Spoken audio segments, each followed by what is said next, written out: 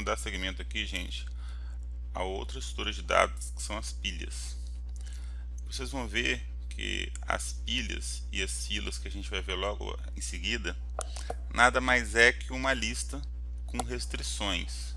Mas é interessante que ela seja implementada dessa forma, que obedeça essas restrições, porque certas aplicações necessitam dessas restrições implementadas e que isso não seja furado de forma alguma.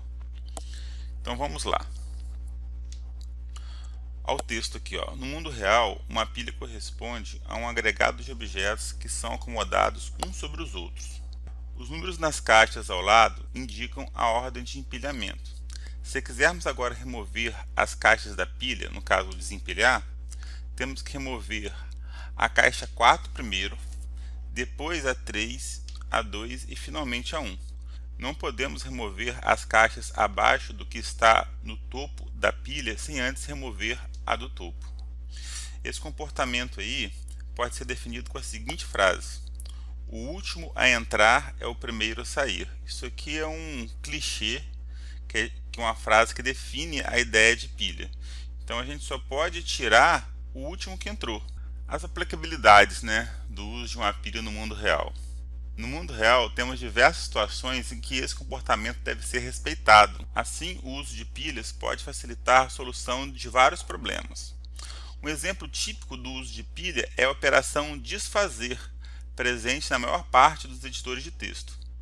Quando você executa a operação desfazer, a última operação realizada é que deverá ser desfeita primeiro. Se você executar o desfazer novamente, a penúltima operação deverá estar desfeita, e assim sucessivamente.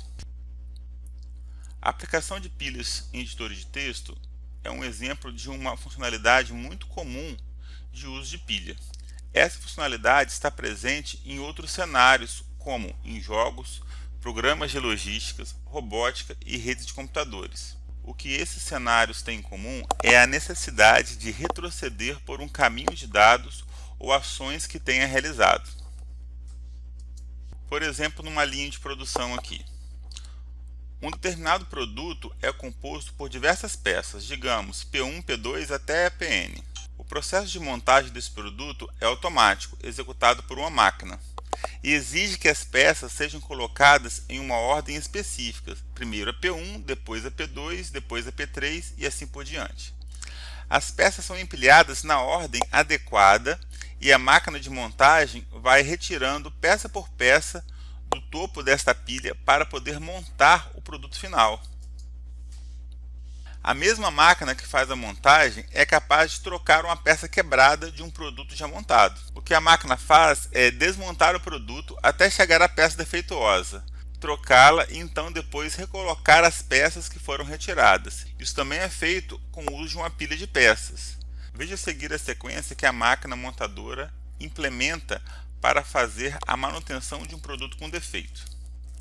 Primeiro, retirar e empilhar peça por peça do produto até chegar à peça defeituosa. Então ele está desempilhando o que está no produto e colocando respectivamente em outra pilha. Ele tira de uma pilha e coloca em outra. Chegando na peça defeituosa, ele executa o passo 2 aqui, olha, retirar a peça defeituosa, colocar uma peça nova sem defeitos. Então aqui é a hora que ele desempilha a peça defeituosa e em vez de pegar outra coisa lá da pilha, não, ele descarta e pega uma peça nova e coloca nesse lugar. Daí em diante, olha, ele vai para o passo 4, que é o que? Desempilhar da pilha nova que ele empilhou as peças e colocando de volta do topo até a base da pilha, montando todo o objeto novamente. Usando esse princípio aqui, a gente vê aqui a ideia desse ventilador aqui, olha. A gente tem uma hélice quebrada. Então primeiro a gente tem que tirar a cuba do ventilador, a gente coloca essa cuba em outra pilha. Depois tem que tirar a lâmpada do ventilador, a gente tira essa lâmpada e coloca na mesma pilha que a gente botou a cuba. Depois a gente tira a hélice do ventilador.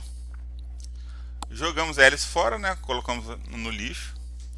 Na pilha ainda, nós temos a lâmpada no topo da pilha e a cuba na base da pilha. Trocamos, botamos a hélice nova e depois a gente vai fazer o que? A gente vai pegar da pilha e vai colocar de volta a lâmpada e a cuba, montando todo o ventilador novamente. Então aqui é um uso prático de uma linha de montagem que se usa a ideia de pilhas. Então nesse caso aqui, o objeto da pilha, né, porque a gente vai usar a mesma ideia de célula com elemento. Então nesse caso aqui, o elemento é uma peça. Então eu criei aqui uma classe no Java para poder ser esse elemento, né, ser essa peça. E qual a diferença entre uma lista e uma pilha? A diferença está nas operações dessas duas estruturas de dados. As operações de uma pilha são mais restritas do que as operações de uma lista. Por exemplo, você pode adicionar ou remover um elemento em qualquer posição de uma lista, mas em uma pilha você só pode adicionar e remover do topo, ou seja, do fim. É a mesma coisa que a gente pegasse uma lista e colocasse ela em pé. A base dela seria o início e o topo dela seria o fim. Então aqui a gente só pode adicionar e remover do fim, ou seja, só que aqui a gente está mudando só a nomenclatura. A gente só pode adicionar ou remover do topo. A pilha possui apenas um subconjunto de operações da lista. Então o interessante é que para implementar uma pilha podemos usar a mesma estrutura de uma lista, onde vamos criar restrições sobre as operações da lista e obteremos assim uma pilha. Para implementar o algoritmo de manutenção de máquinas, que é aquele da ideia lá do ventilador, e por isso que eu criei a classe peças, é necessário criar uma estrutura de dados que se comporte como uma pilha de peças. Vamos chamar essa estrutura de dados de pilha, né? Que é a nossa ideia. Primeiro, definimos a interface da pilha, conjunto de operações que queremos utilizar em uma pilha. Então, numa pilha a gente pode inserir uma peça, remover uma peça, informar se a pilha está vazia. São três operações básicas aí que a nossa classe pilha tem que ter. A ideia aqui, gente, é a gente usar a mesma lógica de elementos e células, assim como nas listas simples e dupla. Essas células aqui, nossa, elas no caso vão precisar referenciar apenas o anterior. Você imagina uma pilha, né? A que está no topo precisa referenciar quem está embaixo dela. E essa que está embaixo vai referenciar quem está embaixo dela e assim sucessivamente. Então, dito isso, os nossos atributos aqui são quais?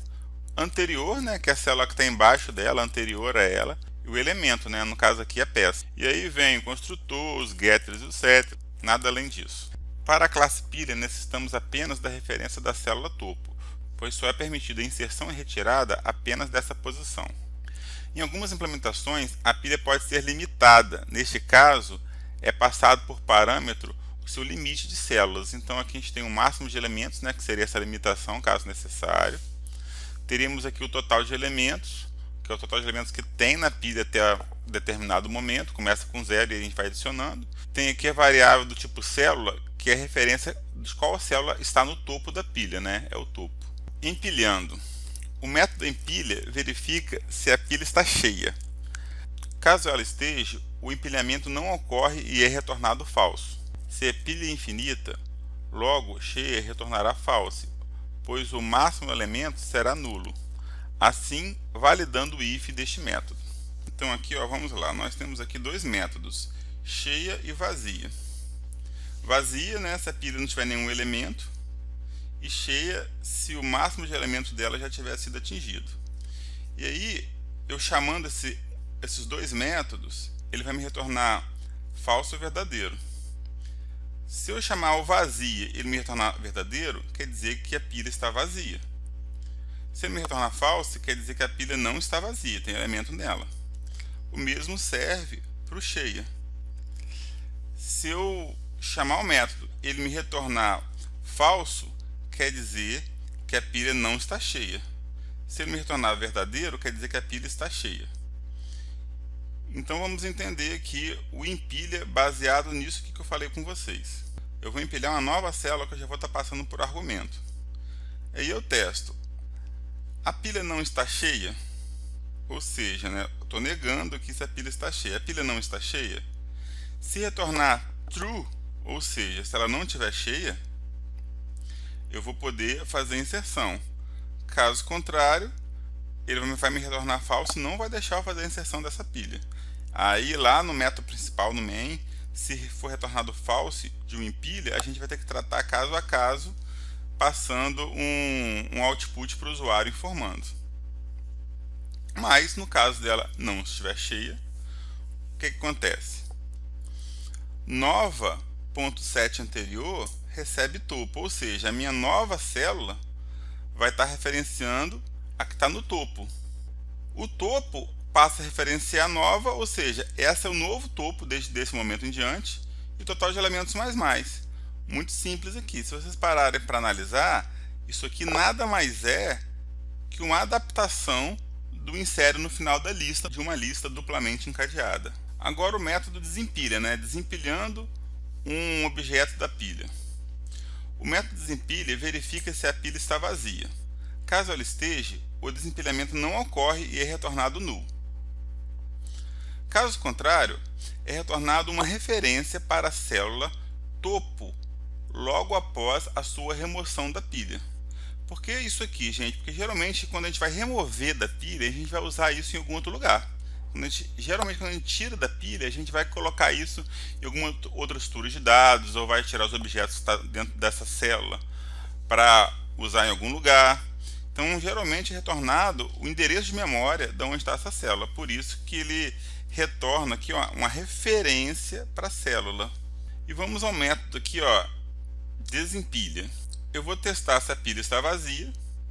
Aí eu pergunto aqui, a pilha não está vazia? Se retornar true, quer dizer que ela não está vazia, eu vou criar uma variável chamada retirada, do tipo célula, e faço ela receber o topo. E aí, olha, eu faço um incremento aqui, olha, o topo recebe topo.getAnterior. Então, o topo agora vai ser o anterior da célula que atualmente é o topo. Então eu estou fazendo o topo referenciar a de baixo que está no topo. E essa passa a ser o novo topo. Total de elementos menos, porque eu estou removendo uma célula da minha pilha. E eu vou retornar a retirada. Então eu vou retornar para onde foi invocado esse método, esse endereço de memória, aonde está essa minha célula que eu retirei. Assim como no outro caso de empilha, isso aqui é claramente uma adaptação ao remove do final de uma lista duplamente encadeada.